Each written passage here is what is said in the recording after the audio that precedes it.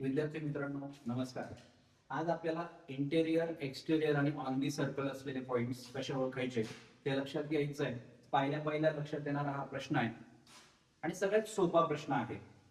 बघा, अंतर्गत म्हणजे इंटेरियर जे या वर्तुळाच्या आत असतील ते, बाह्य म्हणजे एक्सटेरियर जे वर्तुळाच्या बाहेर असतील ते, आणि जे वर्तुळावर असतील त्यांना आपण म्हणतो ऑन दी सर्कल, वर्तुळावरील बिंदू. तर लक्षात घ्या, हा एकदम सोपा असलेला भाग आहे, पण याचं एक्सरसाइज मी तुम्हाला या ठिकाणी देतोय.